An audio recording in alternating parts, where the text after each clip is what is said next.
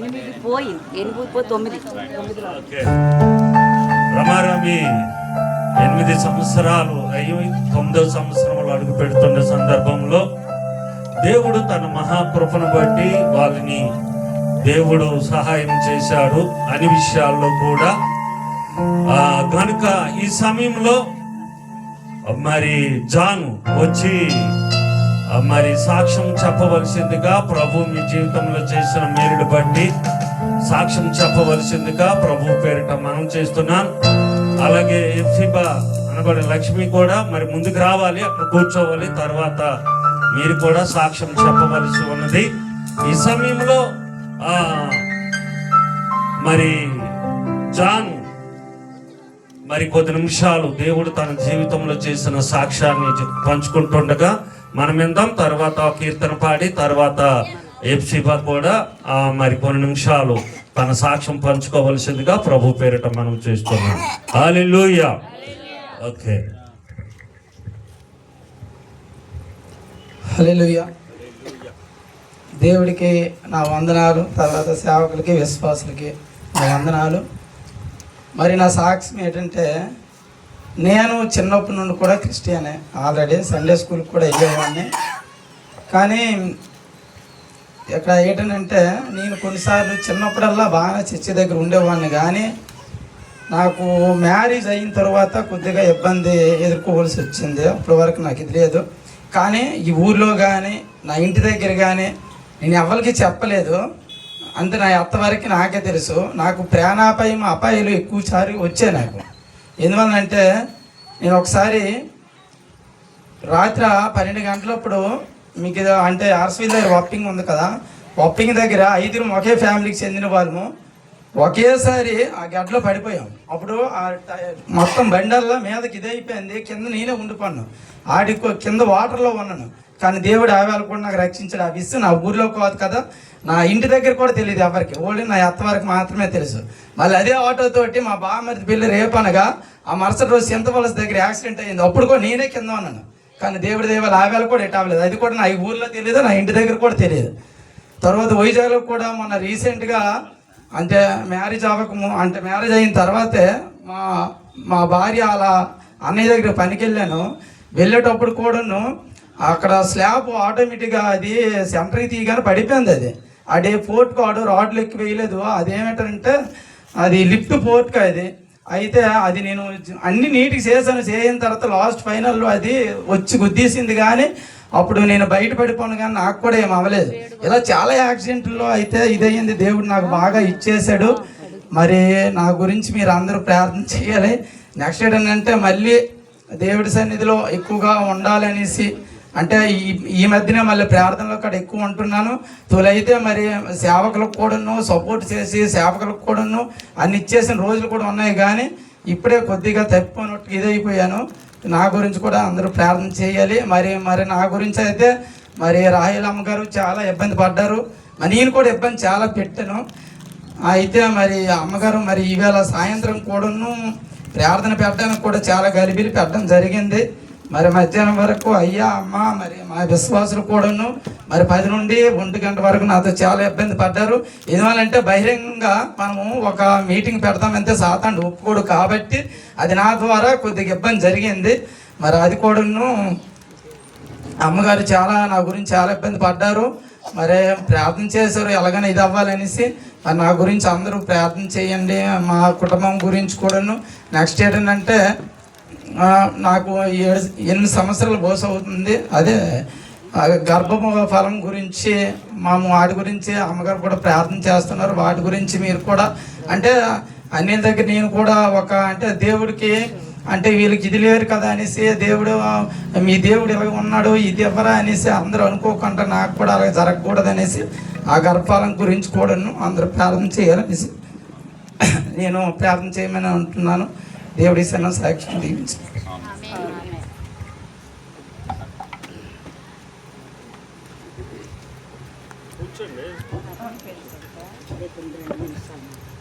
Okay, దేవునికి స్తోత్రం. హల్లెలూయా. దేవునికి స్తోత్రం. హల్లెలూయా చెప్దామా?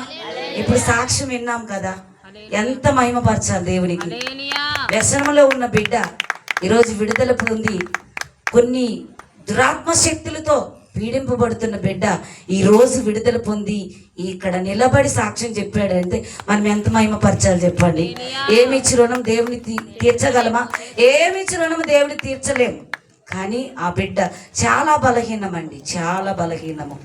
అసలు నాకు ఈ ఫ్యామిలీ ఎలాగంటే, నాకు చాలా మంది అండి వీళ్ళ కోసము చెప్పడం జరిగింది. మన గ్రామస్తులైతే కానీ చాలా మంది, అమ్మ ఎందుకు ఆ ఫ్యామిలీ అలా ఉన్నారు, ఎందుకు దేవుని నమ్ముకొని అలా ఉన్నారు, ఎందుకు అలాగా ఆ బిడ్డ జీవితం అలాగా నశించిపోతుంది, ఎందుకు అంత 10 ప్రెగ్నెన్స్ అండి. ఎంత బాధ. ఇప్పుడు చెప్తున్నాడే కానీ చాలా వ్యాధంతో ఉన్నాడు. అప్పుడు నాకు ఈ ఊర్లో ఉన్న ఆశా వర్కర్లు 3 కూడా మరి నాకు చెప్పడం జరిగింది. ఎందుకంటే మన ఇక ఎప్సిబా విషయంలో వాళ్ళు కొంచెం ఆమె వాలంటరీగా చేస్తూ ఉండేటప్పుడు ఈ సమస్య వాళ్ళు చూడడము, వాళ్ళు 3 నాతో చెప్పడం, అమ్మ ఇంతమందికి ప్రార్థన చేస్తున్నావు, మరి వివాహాలు చేసావు, వారికి బిడ్డలు ఉన్నారు కదమ్మా, వీళ్ళ పరిస్థితి ఎందుకమ్మా ఇలాగయ్యింది, వాళ్ళ కోసం ప్రార్థన చేయవా అని నా దగ్గరికి వచ్చి ఆశా వర్గర్ చెప్పడం జరిగింది.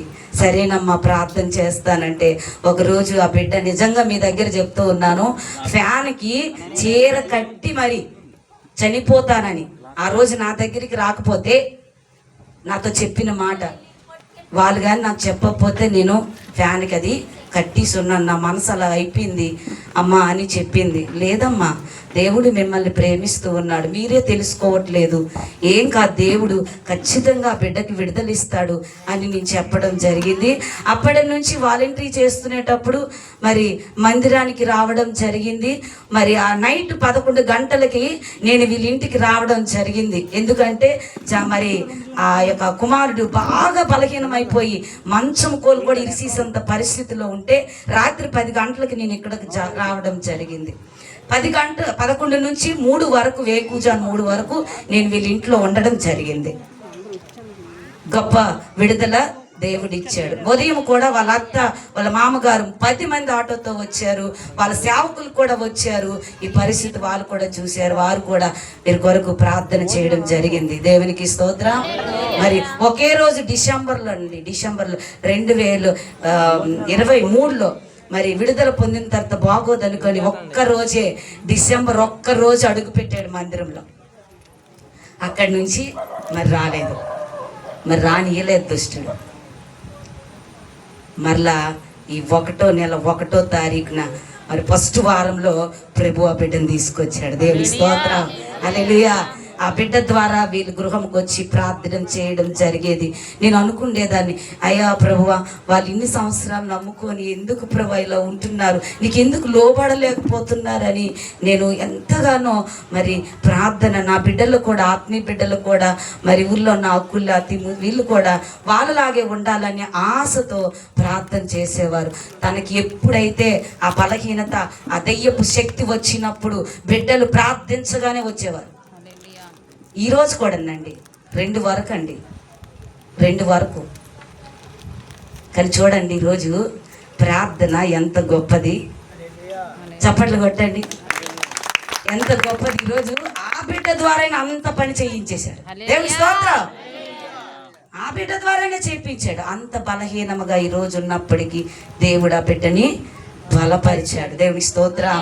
అది మొదలుకొనండి శుక్రవారం, మంగళవారం, ఆదివారం చక్కగా మందిరానికి వస్తూ ఉన్నారు. మరి మందిరంకి వచ్చి దేవుడికి మనసిస్తే వారికి గర్భఫలం ఇవ్వడా? మీ అందరి ప్రార్థన వాళ్ళకి అద్భుతం చేస్తుందని నమ్మకం. దేవునికి స్తోత్రం. మనందరి ప్రార్థన శారా గర్భాన్ని తెరిచాడు, మృతుల్యమైపోయింది, ఆమె గర్భాన్నే దేవుడు తెరిచాడు. మనందరి కన్నీటిని చూసి ఆ బిడ్డలకి ఇవ్వడా? ప్రార్థన చేయండి వాళ్ళ కొరకు. జాన్, ఎప్సిబా వాళ్ళు అలా ఉండడం కాదు, చక్కగా దేవుడి పనిలో వాళ్ళు ఉండాలి. దేవునికి స్తోత్రం. మరి ఈ యొక్క సాక్ష్యాన్ని దేవుడు దీవించి ఆశీర్వదించునుగాక.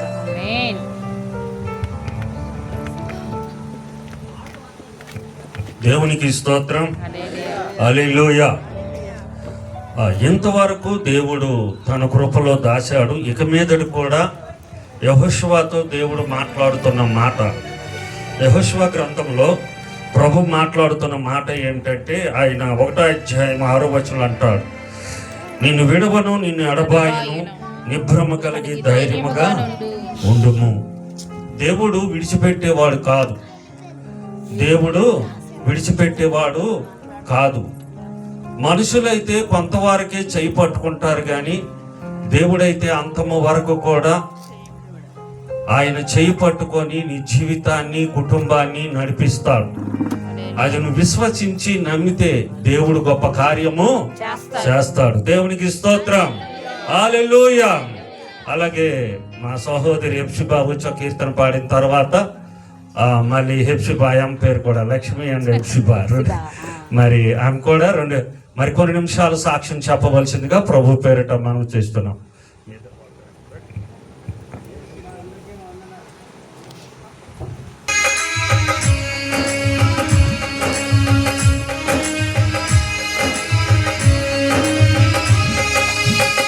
ఈ లోకమే నాకు ఒక విశ్వలయం, నా జీవితమే నీకు నిలయం. ఈ లోకమే నాకు ఒక విశ్వలయం, నా జీవితమే నాకు నిలయం. పరలోకమే నీవు వేసిన వలగా, పరలోకమే నీవు వేసిన వలగా, నన్ను చేపట్టిన నా యేసయ్యా, నన్ను చేపట్టిన నా యేసయ్యా, నీ తోడు నాకుండగా ఒంటరిని కాదన్నాడు, ఒంటరిని కాదన్నాడు నా యేసయ్యా, ఒంటరిని కాదన్నాడు.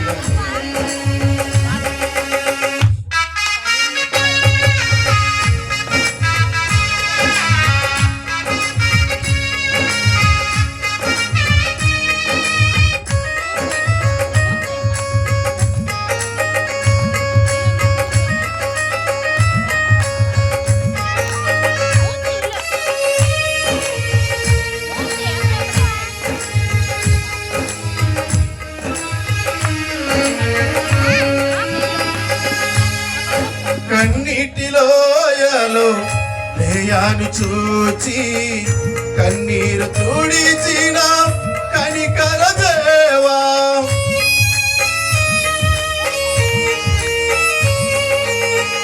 కన్నీటిలోయలో లేయాను చూచి కన్నీరు తుడిచిన కనికర దేవా, నా దుఃఖ దినమున ఆనందమొసగిన, నా దుఃఖ దినమున ఆనందమొసగిన, నన్నాదరించిన నా యేసయ్యా, నన్నాదరించిన నా యేసయ్యా, నీ తోడు నాకుండగా ఒంటరిని కాదన్నాడు, ఒంటరిని కాదన్నాడు నా యేసయ్యా, ఒంటరిని కాదన్నాడు.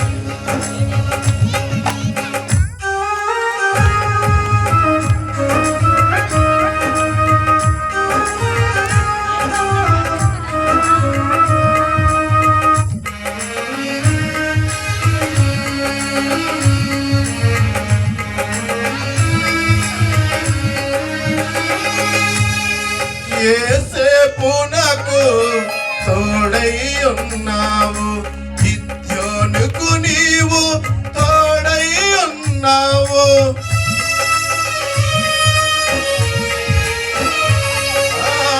యేసేపు నాకు తోడై ఉన్నావు, గిద్యోనుకు నీవు తోడై ఉన్నావు, మోసేకు నీవు తోడై ఉన్నావు, మోసేకు నీవు తోడై ఉన్నావు, నా తోడు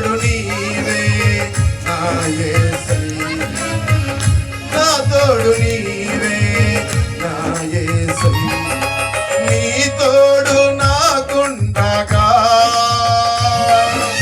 ఒంటరిని కాదన్నాడు ఒంటరిని కాదన్నాడు నా యేసయ్యా ఒంటరిని కాదన్నాడు నీ తోడు నాకుండగా ఒంటరిని కాదన్నాడు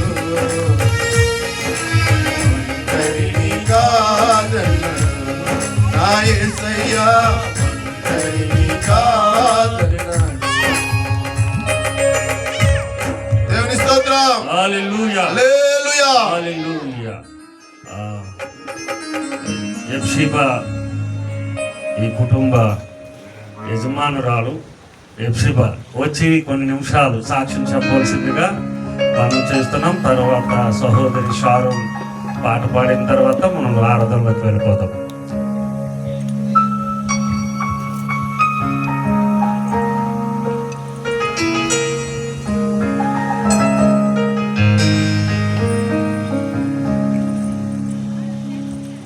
హల్లెలూయా. దేవాది దేవుడికి వందనాలు, ఆత్మీయ తల్లిదండ్రులకు వందనాలు, ఇక్కడ కూడుకున్న సేవకులకు వందనాలు, సంఘ బిడ్డలకు వందనాలు, అలాగే పేట్రన్నయ్య సౌరాజన్ వదినకి నా వందనాలు. పిలిచిన వెంటనే వచ్చారు. అలాగే నేను చెప్పే సాక్ష్యం ఏంటంటే దేవుడు మమ్మల్ని తన సజీవ రెక్కల కింద మమ్మల్ని కాసి కాపాడాడు. మరణ స్థితిలో కూడా మమ్మల్ని రక్షించు.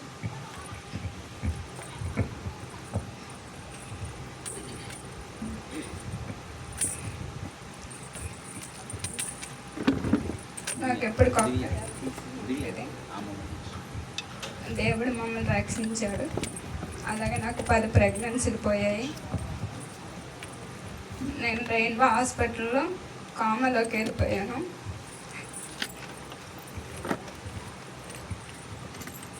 డాక్టర్ వచ్చి మేము తను బతకదు చనిపోద్ది అనేసి సైన్ చేయమన్నారు. నేను ఆపరేషన్ థియేటర్లోకి వెళ్ళినంత వరకు నాకు నా మీద నాకు తెలియలేదు. కానీ మనసులో మాత్రం దేవుడిని చూపిస్తున్నాను, ప్రభు అని చెప్తున్నాను, బ్రతికించాను. నా మనసులో నాకు తెలుస్తుంది, కానీ వీరెవరు పిలిచినా నాకు పల్స్ లేదు. కానీ దేవుడు మమ్మల్ని ఎంతగా మమ్మల్ని రక్షించాడు. అలాగే నాకు ఎప్పటికప్పుడే బాగలేకపోవడము, ఇంట్లో సమస్యలు, ఆ భర్త వాళ్ళు కూడా. కానీ దేవుడు మమ్మల్ని రక్షించాడు. తన దేవుడి సన్నిధికి రాకపోతే అన్ని జనులు అందరూ నాతో ఇలా అనేవారు, నువ్వు దేవుడు నమ్ముకుని మీ దేవుడు ఏం చేశాడు, నువ్వు ఇందులోకి వచ్చి లేకపోతే నీ పేరున నేను ఒక డబ్బులు ఇవ్వు, నేను అదే దాసులు ఉంటారు కదా వాళ్ళ దగ్గరికి వెళ్ళి పతేస్తానని అనేవారు. నేను ఒకటే అనేదాన్ని, దేవుడి చిత్తం ఏదై ఉంటే దేవుడు మమ్మల్ని నా భర్తని తీసుకొస్తాడు, కానీ ఇలాంటివి ఏం చేయొద్దు అనేసి నేను వాళ్ళకి సాక్ష్యం చెప్పేదాన్ని.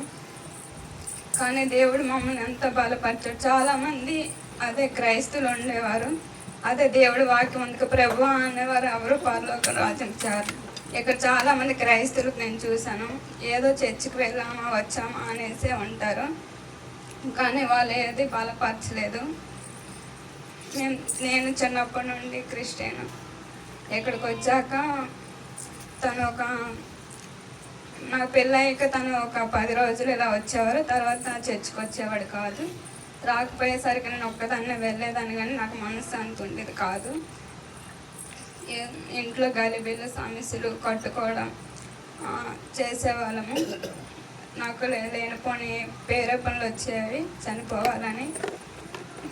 అప్పుడు చాలా నా మనసుకు కూడా అనిపించేది, అందరూ నాకు అన్ని జనులు ఫోర్స్ చేసేవారు, అన్నిలోకి వెళ్ళిపోవచ్చు కదా, మీకు మీ దేవుడే మీకు తినేస్తుంది అనేసి అంటే నేను ఒకటే అనేదాన్ని, దేవుడే ఎంతోమందికి బాగు చేసిన దేవుడు నన్ను బాగు చేయడం మనుషులకు అసాధ్యం కానీ దేవుడికి సాధ్యం కాదు అనేసి చెప్పేదాన్ని. తర్వాత ముప్పటి చర్చికి వెళ్ళేదాన్ని. ముప్పటి చర్చికి వెళ్ళినప్పుడు కూడా నాకు అలాంటి ఇది ఉండేది కాదు. లేనిపోయిన మాటలు నన్ను అనేవారు, మా ఇంట్లో ప్రేయర్లు పెట్టక. అలాగే నా భర్తకు ఒక రోజు దురాత్మ పట్టింది. వాళ్ళు ఫోన్ చేసినా వచ్చేవారు కాదు. నేను ఇంట్లో ప్రేయర్ చేస్తూ తనకి నేను ప్రార్థన చేస్తూ నేనే దురాత్మని జయించుకునేదాన్ని, నా భర్తని కాపాడుకుంటూ. అలాగే కొన్ని రోజులు అయ్యాక అమ్మవారి చర్చికి వెళ్ళాను. ఆశా వర్కర్లు చెప్పగానే ఎలాగానే అందరూ అక్కడ ఏ చర్చికి వెళ్ళినా ఇక్కడ ప్రాబ్లమే. అందరూ ఆ చర్చికి ఎందుకు వెళ్తున్నావు, అక్కడ ఏముందనేసి, మీ అత్త ఏ చర్చికి వెళ్తే ఆ చర్చికి వెళ్ళొచ్చు కదా అనేసి ప్రజలు అలా అనేవారు. నేను ఎలాగ అనేదాన్ని, నాకు ఎక్కడ అనిపిస్తే ఎక్కడ ఇచ్చేస్తే నేను అక్కడికి వెళ్తాను అనేసి నేను చెప్పాను. అలాగే వెళ్తుండగా అయినా ప్రజలు ఇంకా అనేవారు, అక్కడ ఏముంటుంది అసలు, అక్కడ దెయ్యాలు ఉంటాయి, ఆ చర్చికి ఎందుకు వెళ్తున్నావు అనేసి అన్నప్పుడు కొన్ని మనుషుల మాటలు వినకుండా నేను ఒక్కదాన్నే ప్రతిరోజు ప్రార్థనకి వెళ్ళేదాన్ని. ఆల్ నైట్ ప్రేయర్కి కూడా నేను ఒక్కదాన్నే వెళ్ళేదాన్ని. 12కి ఒక్కదాన్నే వచ్చేదాన్ని. కానీ దేవుడు నాకు అంత ధైర్యాన్ని ఇచ్చాడు. కానీ నేను ఎన్నో సమస్యలు పోరాటాలు ఎదుర్కొన్నాను. అలాగే అమ్మ కూడా నాకు ధైర్యం చెప్పేది, మనం ప్రార్థన చేద్దాము లక్ష్మి ఎందుకు అనేసి ప్రతిరోజు చెప్పి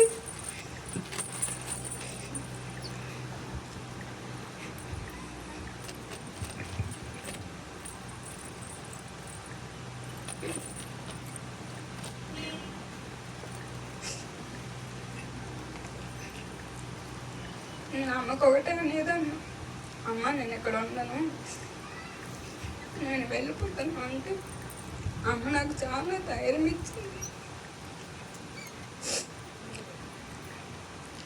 మనం ప్రార్థన చేద్దాము లక్ష్మి, దేవుడికి అసాధ్యమైనది ఏమీ లేదు. నువ్వు ఉపాసం ఉండి నిజంగా అంత సమస్యలు ఆ అమ్మ ఎదుర్కొంది మా కోసం. అలాగే అక్కుల తిమోతన్నయ్య కూడా మా కోసం చాలా ప్రయాసపడ్డారు. ఈరోజు కూడా మా కోసం ప్రయాసపడ్డారు. తనకి ఇలా జరగగానే ఫోన్ చేయగానే అకోల భార్య తన స్కూల్లో వచ్చింది. ఈరోజు అయితే ఈ ప్రార్థన జరగదగాలనేసి మేము అనుకున్నాము. అంతా 9కి వెళ్ళాం మేము. ఫస్ట్ ఒక ఆవిడ వచ్చింది, ఆవిడకి ప్రార్థన చేయగానే ఆవిడ కొంచెం ఇదైపోయింది. నా భర్తకి ప్రార్థన చేయగానే తనలో నుండి బయటకు వచ్చి ఎన్నో మాట్లాడి 2 వరకు ఇది అవ్వలేదు. అలాగా భోజనం పెట్టి పడుకుడు పెట్టాం. అయినా తను వెళ్ళిపోతుంది అనేసి ఎంతమంది ఆపినా మా అమ్మ ఇది చేసుకుంటూ వెళ్ళిపోయాడు. ఏమో దొరకడు కాదు ఈరోజు ప్రార్థనకి అని అనుకున్నాం. మళ్ళీ మేము మోకరించి ప్రార్థన చేసి అమ్మ ఆత్మతో ప్రార్థన చేసి భాషలతో ప్రార్థన చేయగా తను ఇక్కడికి రావాలి మోకరించాలని అనగానే మేము కళ్ళు మూసుకొని ప్రార్థిస్తుండగా తను ఈరోజు వచ్చి మోకరించి ప్రార్థన చేశాడు. దేవుడు గొప్ప దేవుడు. తను కూడా చర్చికి మరి రాడు అనేసి అందరూ అనేవారు, చర్చికి రాడు, తను ఎంతేని మారడు అనేసి ఎంతోమంది ఎన్నన్నా నేనైతే ఒకటే ప్రార్థన చేసేదాన్ని. ఒకరోజు క్రిస్మస్ అయిపోయాక కూడికి పెట్టాలనుకున్నాను. తన ఏదైతే నాకేం లేదు, నేను ఒక్కదాన్ని సాధించుకొని ప్రార్థన పెట్టుకోవాలనుకున్నాను. అమ్మ అనేది నీ ఒక్క వల్ల నేను వస్తే ఏదైనా ప్రాబ్లం వస్తుంది అని అంటే పర్వాలేదమ్మా అంటేమి ఆ రోజు ప్రార్థన తప్పిపోయింది. తప్పిపోతేమి తను ఇంకా పని నుంచి రాలేదు. అమ్మకి తీసుకుని వచ్చి అమ్మ మామూలుగా వచ్చైనా ప్రార్థన చేసుకొని వెళ్ళిపో అనేసి చెప్పాను. అమ్మ వచ్చి ప్రార్థన చేస్తుండగా తను పని నుంచి వచ్చాడు. అమ్మ తనతో మాట్లాడితేమి ఆ రోజు నుంచి తీర్మానం తీసుకుని, అమ్మ నేను ఇక్కడ నుంచి ప్రతిరోజు నీ సన్నిధి వస్తానమ్మా, పనికి కూడా వెళ్ళనేసి చెప్పాడు. అలాగే మారుడు అన్న వాళ్ళే ఇప్పుడు అందరూ ఆశ్చర్యపోయేలాగా ఉన్నారు. మరి మారినప్పటికి కూడా మనుషుల వల్ల కానీ దుష్టుల వల్ల కానీ మళ్ళీ ఆటంకం వస్తుంది. మా కొరకు మా కుటుంబం కొరకు ప్రార్థన చేయండి. అలాగే నాకు గర్భఫలం ఇవ్వాలని దేవుడు ప్రార్థన చేయండి. దేవుడు సాక్షి దేవుడు దీవించిన కాక.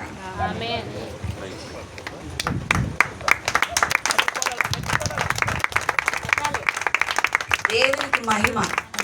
హల్లెలూయా హల్లెలూయా. గట్టిగా చెప్తామా. మా బిడ్డ ఎంతగానో సాక్ష్యం చెప్పి దేవుడి నామాన్ని మహిమపరిచింది. చాలామంది అనుకుంటూ ఉంటారు, కుటుంబ వ్యవస్థ వచ్చేసరికి అది దేవుని చిత్తంలో ఉండాలి. కుటుంబ వ్యవస్థ, ప్రతి కుటుంబంలో సమస్య ఉంటుంది. అది ప్రభుని నమ్మిన వారా నమ్ముకోలేని వారా కాదు, అక్కడ ప్రతి కుటుంబంలో సమస్య ఉంటుంది. కాకపోతే ప్రభు చెప్తున్న మాట ఏంటంటే, కుటుంబంలో సమస్య వచ్చినప్పుడు ఒకటే ప్రార్థన. హల్లెలూయా. ప్రార్థన చేయగలిగిన సామర్థ్యం ఏ కుటుంబముకైతే ఉంటుందో ఆ కుటుంబము సవ్యముగా ముందుకు పోతుంది. దేవుని స్తోత్రం. హల్లెలూయా. మీ యొక్క కుటుంబంలో భార్యాభర్తల్లో వేరొకరు ఉండకూడదు. ఎవరు ఉండాలో తెలుసా? ఎవరుండాలి చెప్పండి? పరిశుద్ధాత్మ దేవుడు ఉండాలి. పరిశుద్ధాత్మ దేవుడు ఉంటేనే ఆ కుటుంబము సవ్యముగా దేవుని నామాన్ని మహింపరిచే కుటుంబముగా ఉంటుంది. ఈరోజు ఎందుకంటే ఆ బిడ్డ చాలా మంది అనుకున్నారు, నా వరకు కూడా నా చెవిలో కూడా పడి ఉన్నాయి మాటలు. ఏమనంటే, ఈమె వచ్చిన తర్వాత, ఈమె మ్యారేజ్ అయిన తర్వాత కొన్ని మాటలు అన్నప్పుడు నేను వాళ్ళకి రిప్లై ఇచ్చాను. దేవునికి స్తోత్రం. హల్లెలూయా. ఆమె చిన్ననాటి నుండి మందిరములో పెరిగిన బిడ్డ. కుటుంబంలో కొన్ని పరిస్థితులు వస్తాయమ్మా. నిజంగా ఈరోజు చెప్పాలంటే నేను మీ మధ్యలో చెప్తున్నాను, జాన్ ఈ రీతిగా ఉండడానికి, మారడానికి, ఆ శక్తుల నుండి విడుదల పొందడానికి కారణం ఎవరో తెలుసా? లక్ష్మి. గట్టిగా చప్పలు కొట్టండి, గట్టిగా కొట్టండి. ఎందుకో తెలుసా? ఆ బిడ్డ కాబట్టి ఆ బిడ్డని ఓర్చుకోనది. ఎవరికి తెలియదమ్మా. రోడ్డు అంట వెళ్ళిపోతే ఎన్నో మాటలు అంటారు, ఎన్నో అపనిందలు వేస్తారు, కొట్టాలి అంటారు. కానీ ఆ బిడ్డ ఎంత తల్లడిల్లుతుందో, ఎంత వేదన పడతా. నేను అన్నాను, అమ్మా నువ్వు గొడ్రాలు కాదు, నీకు పిల్లలు ఇస్తున్నాడు దేవుడు. కానీ అవి పరిస్థితుల్లో అపవాది ఏం చేశాడు? దేవుడి మందిరానికి మీకు దూరం చేశాడు. 10 అంటే ఏంటండి? 10 మందేనా? చిన్న బిడ్డ అయినా పెద్దవాళ్ళైనా. కానీ దేవుడు నీకు ఇవ్వలేదని లేదమ్మా. కానీ ఒకటి, మీరు దేవునిపై ఆధారపడండి. దేవునిపై ఆధారపడి ప్రార్థన చేయండి. ఈరోజు మీకన్న వాళ్ళే మీ కళ్ళ ముందు చూసి మిమ్మల్ని చూసి మహిమపరిచే రోజు వస్తుంది. దేవునికి స్తోత్రం. ఆ పెట్టేనండి. నేనైతే చాలా మంది అంటారు, ఆమె ఏంటి, ఆమె ఏం భక్తి, ఆయన ఏంటి. కానీ ఎంత ప్రయత్నం చేస్తుందో ఆ భర్త విషయంలో, తాగి వస్తే ఎంత ప్రయత్నం చేస్తుందో, పేకాటాడి వస్తే ఎంత ప్రయత్నం చేస్తుందో, తన యొక్క మానసిక బాధతో, ఈ ఒత్తిళ్లతో, సమస్యలతో. ఎవరికైనా తెలుసా అండి? నేను అనుభవించాను కాబట్టి ఆ బిడ్డను నేను గ్రహించగలిగాను. దేవునికి స్తోత్రం. నేను అనుభవించాను కాబట్టి అందరన్నీ నేను అన్నమ్మా అన్న. యేసు ప్రభు పాపాత్మురాలు వచ్చినప్పుడు ఎవరైనా రాయి విసిరారమ్మా అంటే ఎవరు విసరలేదట. అయితే నేను కూడా విసరనమ్మా. విసిరాడండి? విసరలేదు. కానీ ఇప్పుడు నేను అందరిలాగా నీకు అన్నమ్మా, ఒకటి అమ్మగా ప్రార్థన చేస్తాను. నీ ప్రార్థన నీ భర్త గొప్ప మార్పు తీసుకొస్తాను. దేవుడి స్తోత్రం. నేను ఈరోజు చెప్తా ఉన్నాను, ఆ బిడ్డ ప్రార్థన, ఆ బిడ్డ ప్రయాసే. ఎంతమంది ఆటంకపరిచినా కూడా మందిరానికి వచ్చేది, ఆన్లైన్ ప్రేయర్కి కూడా వచ్చేది. ఆ ప్రార్థనే తన భర్తని మార్చగలిగి. గట్టిగా చప్పలు కొట్టండి. అటువంటి వారు ఎవరున్నా సరే ఆ సమస్యలు ఇతరుల దగ్గర చెప్పుకోకూడదు, నువ్వు దేవుడి దగ్గరే చెప్పుకోవాలి. దేవుడి దగ్గర నువ్వు చెప్పుకుంటే దేవుడే నీకు విడుదలిస్తాడు. దేవునికి స్తోత్రం. అందరం వాళ్ళ కొరకు ప్రార్థన చేద్దాం. దేవుడి మాట దీవించును. దేవునికి స్తోత్రం. హల్లెలూయా. అలాగే త్వరగా వెళ్ళిపోవాలి. సహోదరి షారం. హల్లెలూయా. కొంచెం కీర్తన.